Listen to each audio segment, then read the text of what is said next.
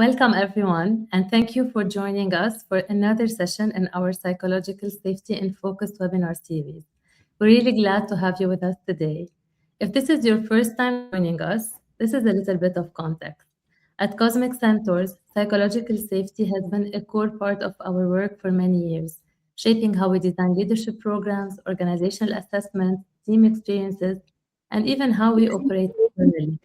We're also the exclusive MENA and Arabic language partner of the Fearless Organization SCAN, the gold standard assessment for measuring psychological safety, co-founded by Sander Hoken and Harvard professor Amy Edmondson. Today's session is centered around the newly released Fearless Report, one of the largest global studies on psychological safety to date, drawing on more than 16,000 cumulative responses across 33 countries and 21 industries. Each year, the Fearless Organization SCAN runs a research on the different elements of the employee experience that affect psychological safety. As a definition, psychological safety is the ability of a team member to speak up with challenges, questions, ideas, and admit mistakes without the fear of being judged or humiliated. What makes this year's report especially interesting is that it goes beyond measuring psychological safety and begins exploring the organizational conditions that shape it, like loneliness, hierarchy, leadership perception gaps, autonomy, team structure, or also risk tolerance. One of the strongest lines in the report it says, these are not five separate problems, they are five views of the same condition. And that condition is the environment where people still do not feel fully safe to be honest and to say what is not working. Today, I'm joined by Hadeel Kabosh from our team, my partner on the Psychological Safety Service line, and together we'll be unpacking the report's key findings, what they mean organizationally, and what can leaders actually do about them. Please feel free to share your questions and reflections in the chat throughout the session. We'll start with the overall findings across the four dimensions of psychological safety and how experiences can differ at team and organizational level. I'll share my screen with the findings of the report and we'll ask Hadeel to walk us through are the findings at the baseline level. Hi, welcome everyone. For sure, I'll start us off with the baseline findings of psychological safety from the global report. And what this data here shows us that you're seeing is how different organizations experience psych safety across the four domains, both within the teams and in the wider organization. And what's really interesting here is that if you notice the green little circles, psych safety is always experienced higher at the team level versus the organization level. Because we always say that it is a team measure first. You experience psych safety with the people that you collaborate and work closely with. And this is where it's the most effective. And another interesting thing about the data here is that there's two domains that have a high gap between how it's experienced within teams and within the wider organization, which are the second and third on this graph, which are open conversation and attitude to risk and failure. So actually, on your team, you experience these very differently than how you experience this in the wider organization. So you can almost think about it like you have these trust pockets that are teams within organizations where employees feel safe around the team members that they are more used to, they work with on a day-to-day. Their leaders are able to create that space of safety and high trust, but doesn't necessarily mean that they are able to speak up, bring up issues, or even experience the same thing in the wider organization. So these are really the most interesting pieces about this data point. Mary, maybe you want to add something on what stood out to you from this data piece? I want to maybe tell the audience something first about the history of the tool, because actually the scan started as a team measure first. So based on Amy's Edmondson research, it was really first about how you experience the environment within your team. And then as it became increasingly recognized as a broader organizational challenge, the research and assessment framework got expanded to the org level. But when I look at this data, I actually see like how important the team is, because when you experience your work and your day to day, you mostly experience it with the people that you work with the most and with the ones that you really collaborate with the most. Some of these dimensions are like very close, like in terms of the score, like the help and the inclusion and diversity, because these for me, like these two dimensions are a lot experienced with your team, because this is the team where you are comfortable with like speaking up and asking for help, etc. But then the open conversation and attitude to risk, like here we see the gap with the org level to say how these two domains can be experienced differently at an org level, which means how people see the culture of the organization being open to people admitting mistakes or to people having open conversation. So this is for me like a closer to the work that the organization can do in order to promote better psych safety, really focus on attitude to risk, like what is the message that we send to our employees when some people make mistakes on the team. How do we respond as a company? And then the same on open conversation, like how open we are about cross-functional conversations, upward or downward feedback. So this is really interesting for maybe HR functions who work on the culture piece to really look at these two domains and see how the organization approach them. But very interesting Yeah, data. Like I'm someone who loves data, and I feel that this year the report really gives us a lot of data and insights. 100%. As you were saying, it really shows that whether you have inconsistencies across different teams and how your org culture could be either fostering or eliminating an opportunity for organization learning, information flow, and really like I want to offer here something that leaders can do, or organizations or HR leaders, as you were saying, is to first start by measuring and identifying those teams that have higher psych safety levels. And then maybe even using those as best practices for having a more consistent ways of working across the organization. It could be a culture reform effort. It could be a training for leaders on how to embed psych safety within their teams in a more consistent way. There are so many tools that we can use to create a more consistent culture across the organization. I totally agree. You cannot fix what you don't know. So for sure, starting by measuring and assessing to see where the teams or where the different also departments are on that front. And speaking of departments, I will take us to the second finding of the report. We have selected a few data points. You will see, we will share the link to the whole report, like it has more. But this one was particularly interesting because if we look inside an organization at the different departments and how they score on psychological safety, we can definitely and directly see that the customer-facing departments like marketing and comms, customer service, product management, sales, etc., score lower than internal functions who are more of a support maybe role, like the IT team or like the legal team or the finance and accounting team.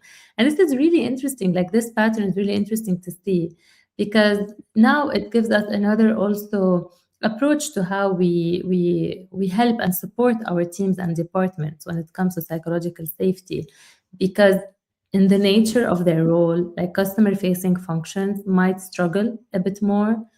Maybe it's a bit harder to make mistakes because these mistakes are public, and it's also the collaboration or the communication with other departments can be harder. Like being coming from the marketing background as well, there's also this pressure.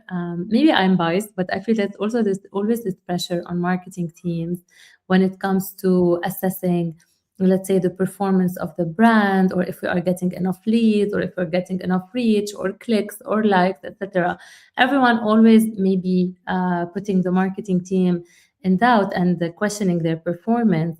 And if even if the team within itself like feels psychologically safe and comfortable with each other, they might not feel the same when it comes to dealing with other departments within the company. So really, this is shaped by the structural demands of their roles, the high pressure environment. And I don't want to really like it's going to be different from a company to the other, from an industry to the other, depending on what's at play. But working within this region and having mostly a lot of marketing and sales team based here, we always see this kind of feud between the different departments, whether it's between finance and sales, sales and marketing, IT and marketing on the performance of the website, the app. And here it's really also seeing psychological safety as a tool to improve collaboration and cross-functional communication as well. Yeah, Miri, from my own experience as well as an ex-marketeer, I can definitely confirm that there was so much rivalry between us and the sales team very specifically. We used to have these monthly demand forecast meetings where we would sit and see if we met our targets. And there was always blaming and finger pointing at the marketing team being the one at fault. So for sure, we do see a lot of those competitions between departments. Actually, what I want to hear, I want to answer that there's something we can do about it. Like it is the nature of the work, but as companies and leaders that want to grow the teams and grow the impact, more alignment is needed. And by alignment, we mean like more moments in the cadence of the meetings where teams really align with each other. Shared KPIs, like this is something that we've implemented recently with a client we've been working with. Shared KPIs between marketing and sales, and having clear accountability. So you said like the blaming and the finger pointing, like we didn't get enough leads. No, the leads that you got were low quality. Your team didn't follow up well.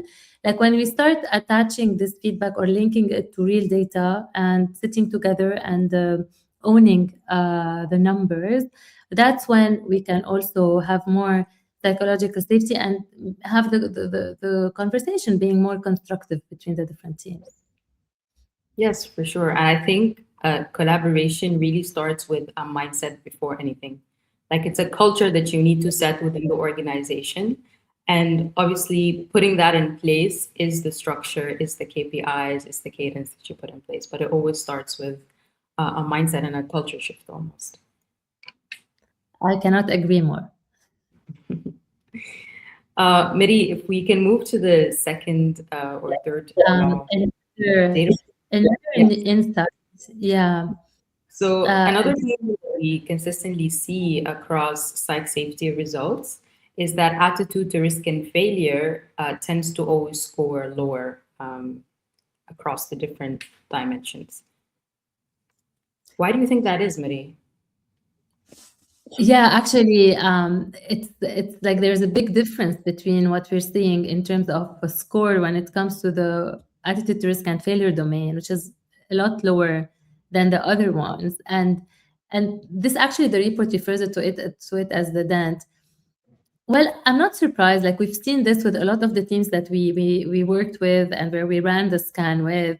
People often avoid taking risks because or admitting mistakes because no one really wants to look incompetent or uninformed or incapable in different stages of your journey. So whether you are a new joiner and you want to try to prove yourself and impress your employer or like tell them that they actually made the right choice by hiring you, you will not feel very comfortable in trying things that you are not maybe sure of or admitting mistakes that you did. Same if you are, let's say, a newly promoted leader or a manager, you wanna maybe like have some case studies or like success stories that you wanna do when you get promoted, and then you start maybe being a bit more risk averse and like stop testing new ideas because you really want to prove that you deserve this promotion. There's a lot of reasons why people like really fear admitting a mistake, and maybe also I would say personality may play a role. Like I can talk about myself, like being an insecure overachiever, like the team calls me.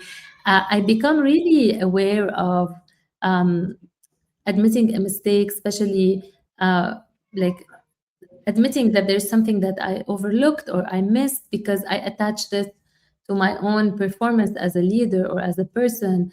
So this is really a very like common behavior that we see.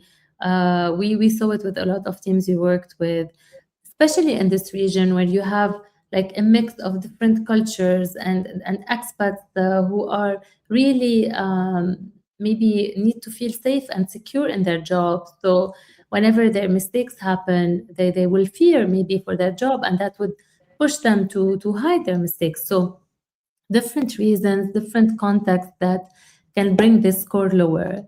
And this is actually one of the most important ones because um, it is in today's context and in today's like the uncertainty we're going through in the region, it is really important that people are not pushed into this direction more, because no experimentation leads to lack of innovation. And this is actually something that we need with everything we're going through now. So it's important that organization really make sure that they have a healthy attitude to risk and failure, especially when you are going through uncertainty, because it's one of the main drivers for progress and new ideas and innovation.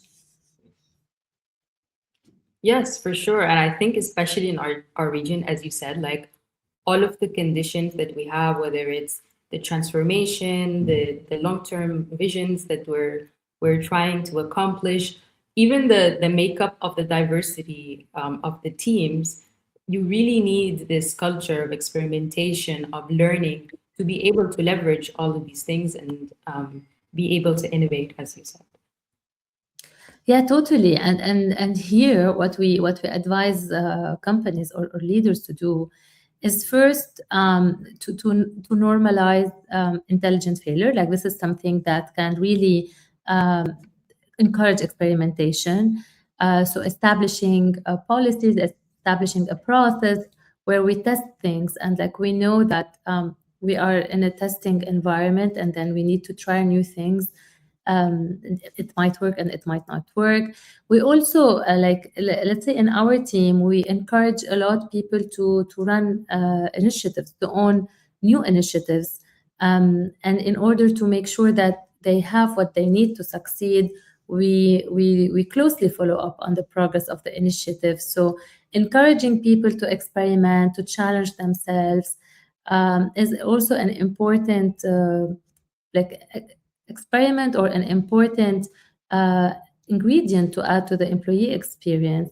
Also, creating these moments intentionally, giving people time to think through them. So, let's say we have a brainstorming session around the new products that we want to create. Give people time to prepare, give them an agenda so everyone is included in the conversation, the introverts and the extroverts. These are like simple ideas that can be implemented in order to encourage a healthier attitude to risk and failure. Rituals that we can implement, such as retrospectives, for example. So at the end of every project, every big project, sit together as a team, talk about what went well, what we could do better, normalize talking about improvements, areas that we can perform better as a team, and turn these lessons learned into new processes, new rituals, new behaviors. All of these are additions to the employee experience that really send this message, and really make it important for people to feel okay with admitting mistakes, okay with experimenting, and maybe failing sometimes. I really love that you mentioned retrospectives. I think it's a really, really, really powerful tool in creating this culture of learning and giving it a structure. And I think what I really love about retrospectives as well is that it's a tool that goes across the four domains of psych safety, even inclusion. For example, we do the Ramadan retrospective right before, or more of like a prospective right before Ramadan, to make sure that we are adjusting our ways of working as a team to those fasting. And I think that's really beautiful. Totally, I agree. I also love our perspectives, and uh, as much also as other rituals, like we will see how rituals are important in improving psychological safety. Actually, through our collaboration with Dr. Connie Hadley, we were able to prove in our Harvard Business Review article that we published last year that actually rituals like retrospectives and other types of rituals contribute to better psychological safety. And this is really important in order to improve collaboration and communication in a team. For sure. Speaking of Dr. Kony, Marie, it's a great segue to our next piece here, which is this dimension of loneliness, which has a really striking data point in this report, and it was actually a new dimension that was added in this year's report. And you recently actually done a webinar with Dr. Kony about this topic. So if you can unpack for us the data that shows how loneliness is linked to psychological safety. Yeah, this is actually very interesting. I was very lucky to be able to run this webinar with Dr. Connie a few weeks back within our Cosmic conference to talk about loneliness at the workplace and also loneliness in the age of AI.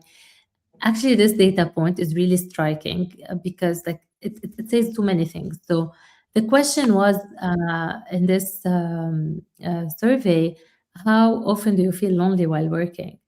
And if we compare people's answers, so people who never feel lonely at work have a psychological safety score of 80.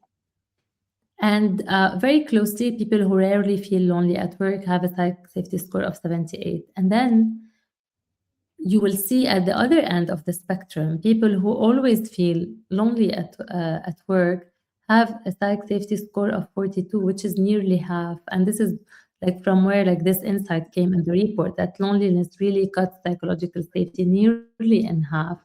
And the report call it a cliff. It's not like a gradual decline. Like you will see from the point, for the starting point where you start feeling often lonely at work, it means your psych safety drop. I just want to take a moment to define or explain what loneliness at the workplace means, because loneliness actually at the workplace, it's the emotional state of feeling disconnected, of feeling overlooked, of feeling unsupported. And what does this lead to? Like it leads to people contributing less, not asking for help, not asking questions. They don't feel they belong. And all of this leads to lower performance. And what I love about this data is that it shows that loneliness is not like a cute, nice to have, like well-being issue that we need to like the human connection is not something that we can just consider as a nice to have. Like it shows that actually human connection at work is important. It's not a well-being issue, it's a performance issue, it's an organizational risk by itself. And then we really need to encourage that in companies, create the rituals, improve communication, feedback. This really highlights that people feeling included and supported at work actually directly affect their contribution. Yeah, for sure. One of the things that I remember from your webinar with Connie that really stood out to me is also this our relationship with AI and how our use of it is actually making us more lonely at work. And I found it really interesting. Like, for example, like if you're stuck with a specific thing, you don't go ask a colleague or your manager or whoever. You're gonna default to asking ChatGPT. And I think that was really striking for me. And like again, we're losing these small opportunities to engage in the workplace, and you've shown what the ripple effects of that could be in the long term. And really, I think organizations have a role to play in this. They have a role in making sure they can protect these moments, protect these spaces for connection, and even going as far as training employees how to use AI in the right way. So yeah. Yes, totally. Actually, I remember Dr. Connie in our webinar about AI shared that 52% of the employees using AI today already report moderate to high loneliness. So it's already there. We already need to address this. And then also, why do people like go to AI instead of going to their colleague or to their friend? Like, do they feel judged? Do they feel it's faster? Are people not available enough for each other? Are there no moments or no space for connection? Actually, I remember really when I first joined Cosmic Centaurs. I think that was 5 years ago now. The first ritual I took part in was the team time. And I remember, so the team time is when we get together as a team and spend time with each other playing a game or like exchanging or playing our cosmic conversations. And I remember after that messaging Mahaleen and telling her, like, it's the first time where I work in a company where I'm actually invited to spend time together as a team, not working within working hours. Because usually how people connection is established, like you have these, I don't know, after work outings or like weekends that we do once in 6 months, or an offsite we do once a year. It's usually it happens outside working hours. And then the fact that we were doing this within that actually really surprised me, and it's still until now like one of my favorite ritual, because even though we've been working with each other for as long, every time we discover new things about each other and it brings us closer. Yeah, for sure. I think like especially in a remote setup, you need to be more intentional about creating these spaces, and it's slowly becoming the norm, especially in our region, like the hybrid remote work setup.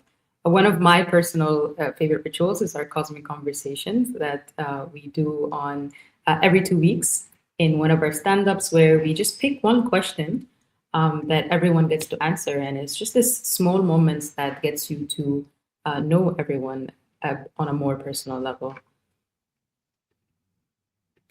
Totally. I love these as well. Like, it's really important to establish a human connection, especially now in the age of AI. 100%.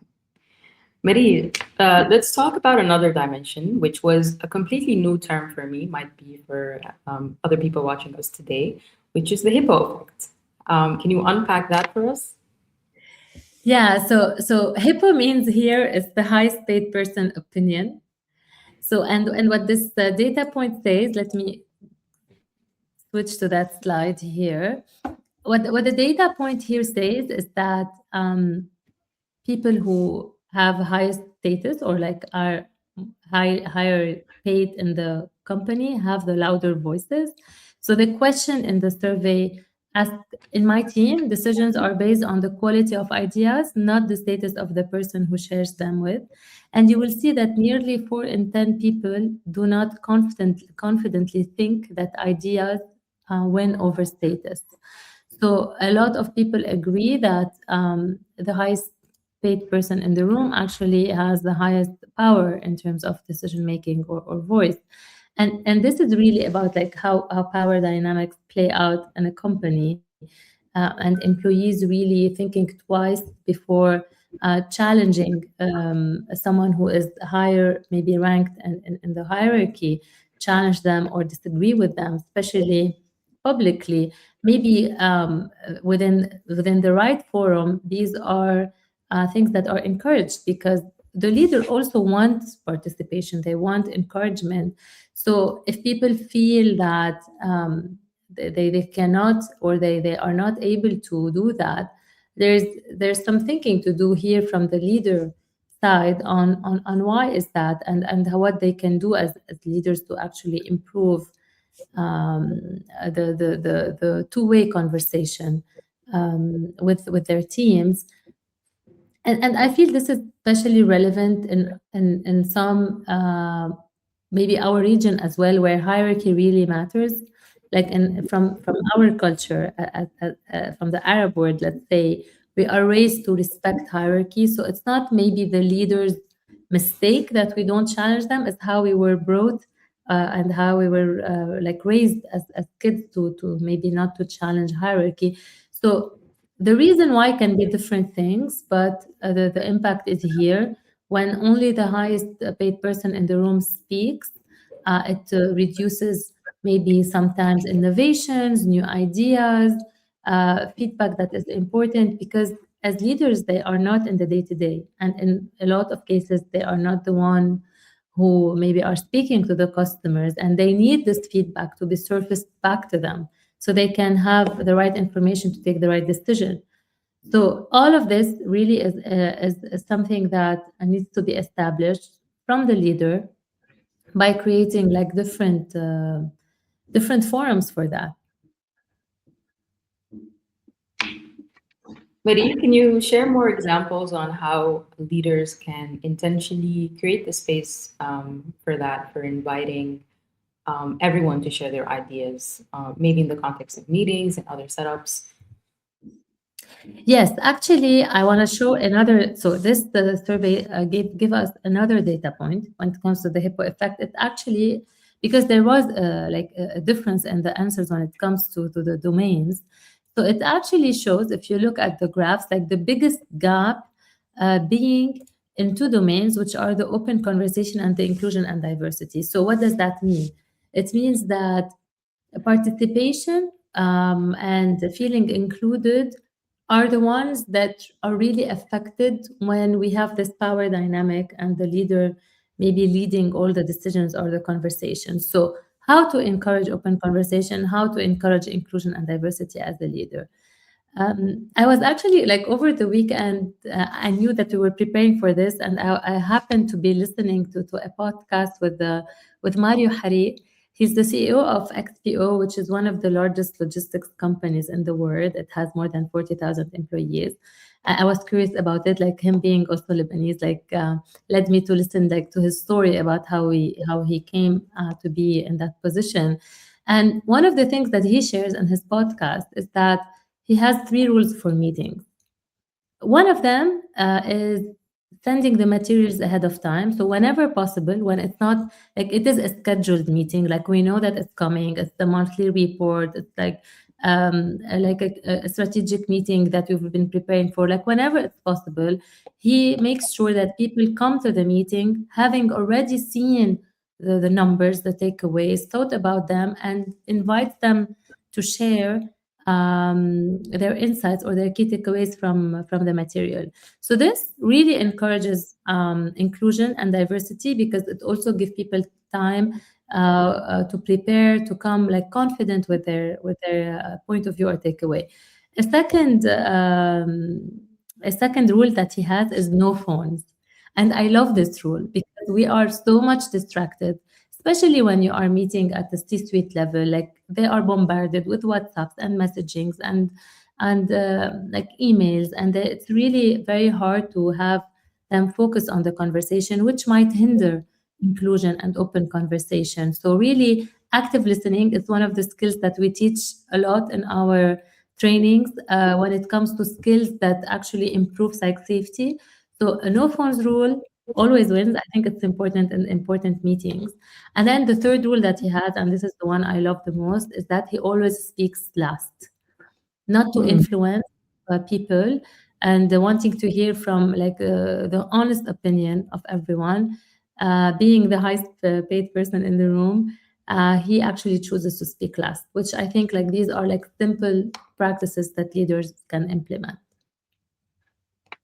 I love those three rules so much, especially the first one about sharing the agenda beforehand. And we do this a lot as well, and even sometimes share prompt questions to help people reflect. And because I'm naturally a reflective person, I really appreciate those kind of practices. And actually, Tala, shout out to her, started doing this even for our one-on-ones. Like she would share the agenda with me before we get on the call, and I think it's really thoughtful. They're just very like simple, practical ways that leaders can adopt. So thank you for sharing those. No, yeah, I think it's like the leaders, like we always say that psych safety is on everyone's shoulder. The leader might have a bigger role to play in maybe giving, like sending the message or role modeling, but it's on everyone's shoulder. But this in particular, this data point shows something that the leader can do. And actually, there's another data point that I want us to talk about next, which is the blind spot that some leaders have. So Hadeel, back to you. Can you walk us through what the report reveals about the perception gaps across leadership levels? Yes. So as you see here on the graph, the higher you sit in the organizational structure, the more blind you are to psych safety and how it's actually perceived at the bottom. Because if you look at the scores, the C-suites, for example, they score it as 86 compared to 84, 82. So the more higher up, the more you think psych safety is higher. That's your perception. And if we look at the red box, that the biggest gap between how individual contributors perceive psych safety and leaders perceive psych safety is with the team leaders. So it really shows that this big gap, and it's more specifically also for open conversation. So we can see here that the gap for open conversation is 13, which is a big gap. And what this says is that basically you as a team leader, you're the person receiving all of the information. So you get things at your desk, and so you're unaware of what is actually being unsaid. Like you don't know if these employees or your team like are being cautious when they're raising issues or concerns, or if they're raising or bringing up the full picture of things.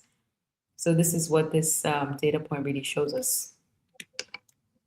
Yes, so true. Actually, I think it's for the second year, the report shows the gap between what the leaders perceive as being the psych safety in their teams and what it is in fact.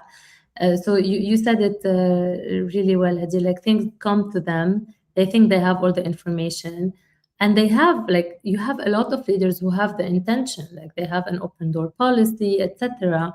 But if we dig a bit deeper, we will see that maybe not everything is escalated to them, maybe not at the right time, etc. So there's an example actually that I'd like to bring. So we are now working and preparing an event in Saudi next week for the healthcare industry, and to talk about how much psych safety actually has impact there.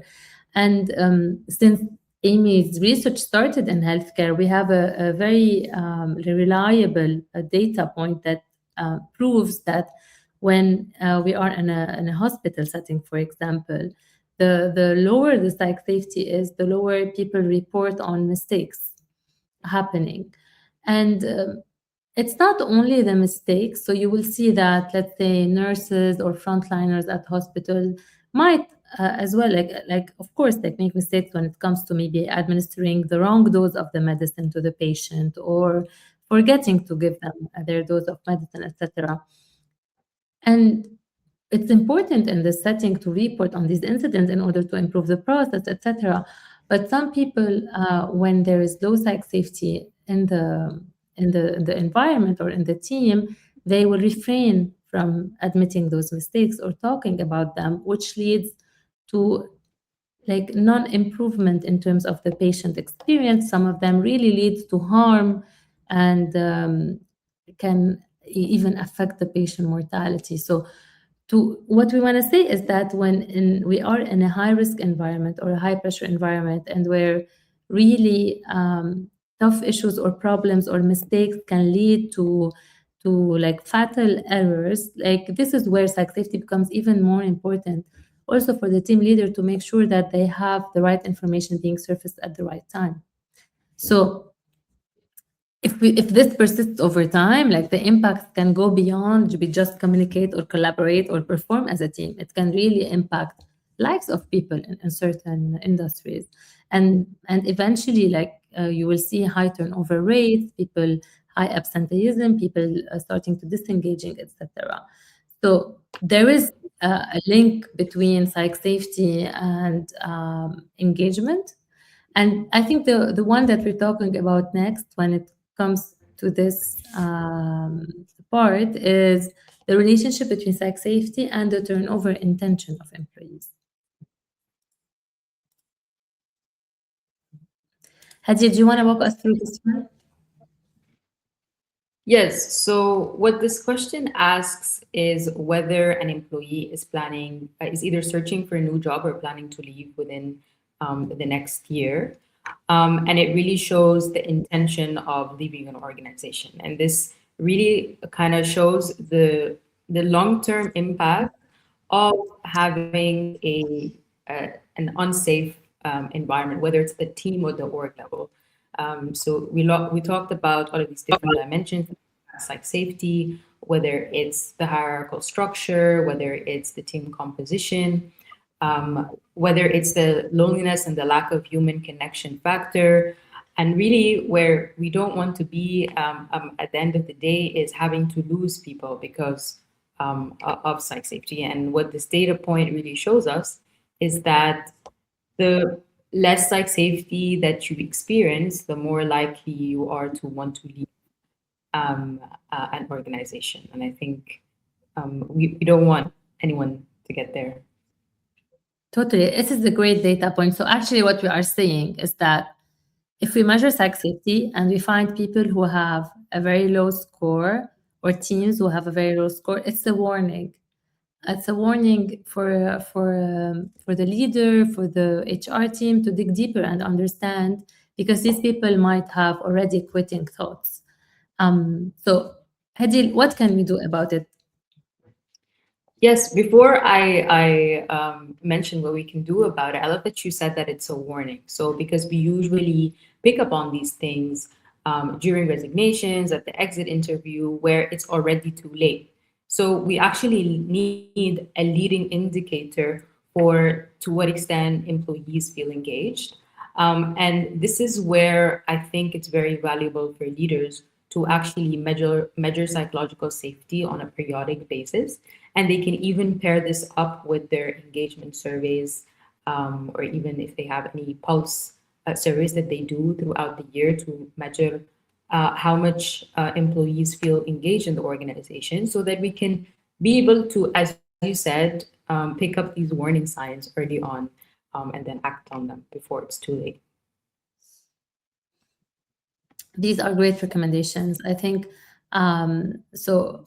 The recommendation that comes from the Fearless Organization Scan about how often you run the survey could be, let's say, every 3 months, every 6 months. So it's not a once a year like vanity score that we check on and we see like what we're doing with. It's a leading indicator of how the team is going to perform in the future, and it's something that can be measured based on a specific context, but also periodically, in order to act on it as early as possible. So that's very like important. yeah, so I feel that like this is like a good maybe part of the insights that we've shared today. There's more. So we handpicked those, me and Hadeel, and we chose to talk about them. But definitely there's more highlights and more findings in the report. And I think it's a very well done report this year. I agree, and I encourage everyone watching us to read the full report. Someone from our team, I'm sure, will be dropping it in the chat as we speak. Maria, as we come towards the end of our webinar, one of the questions that we often get after sessions like these is, where should organizations start? So can you tell us how organizations can actually measure psychological safety? Yeah, of course. So as I said, we cannot fix what we cannot measure. So there's the scan that is available for organizations and teams in order to measure their psychological safety levels.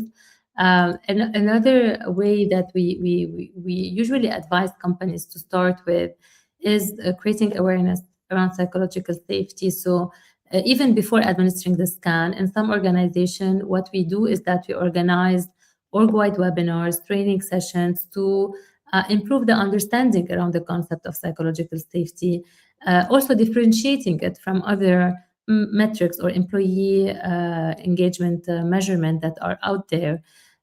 So educating, running awareness sessions, training, especially middle managers, and that we've seen what the data tells us is that leaders sometimes have an oversight when it comes to psychological safety of their teams. So training middle managers on how to manage the dynamics in their team, what are the skills that they need to master in order to improve psychological safety. We mentioned active listening, but there are many more, like giving and receiving feedback, attitude to risk and failure. Like all of these are topics that can turn into soft skills sessions that we can train managers or individual contributors on. Um, Also, like a lot can be done when it comes to coaching, mentoring managers, newly promoted managers, etc., in order to have the right dynamics. So a lot of interventions that we can help with at different levels. So whether at individual contributors, leadership, or at the organizational level, that can be done in order to start this work related to psychological safety. Yes, and actually on that, if for those that are looking to measure site safety, we have very exciting news that this year's global research is actually now open, and you can join it for free. The only requirement is that you're an organization of 60 employees at least. But it's available. You can measure site safety within your organization. You can benchmark yourself against other organizations across industries. And we, as partners of the previous organizations, can help you administer it and run it. If you're interested, the team will be sharing an interest form in the chat. Yes, so the process is that you go to the link, Zena, that is going to drop it in the chat to register your interest in being part of the global research this year. So we will review the application. We'll make sure that you are eligible to get the scan for free. This really saves hundreds or thousands of dollars because the scan really, like the cost of the scan gets higher when the company is bigger. So it's a good opportunity to grab. So we will check the eligibility. We will sign you up for a free scan across the company, and then we will help you through reading the results, the insight, turning them into an action. Like we mentioned a lot of different things. Like some things are really small changes that can be implemented. Some require maybe adding new rituals or improving a process. So depending on the results and how the company scores on the different domains, we can focus on few interventions that can improve psych safety, and as a consequence, and as the research of Amy Edmondson shows, improve team performance. And that's the ultimate goal here.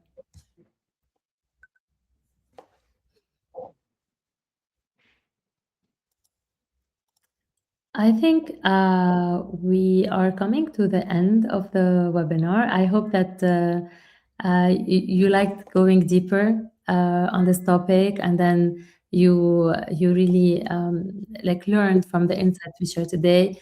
As I said, there is more insight in the report. You can access it through the link in the comments. Please also feel free to get in contact with us if there is any data point that you'd like more clarification or would like to have a conversation about, we're always happy to do those. We're continuing also this webinar series all about psych safety, including case studies and conversations with experts across the region. We will announce the next one in the coming few days. So sign up to the newsletter, follow us on our channel, keep an eye out for all the announcements that we have. We will make sure also to share all the details for how to participate in the global research. Thank you, Hadeel, for being my partner of this. I really enjoyed doing this with you. And I really hope that this was useful for the audience. Thank you again for being part of this journey with us. We look forward to learning, growing, and building more psychologically safe workplaces together.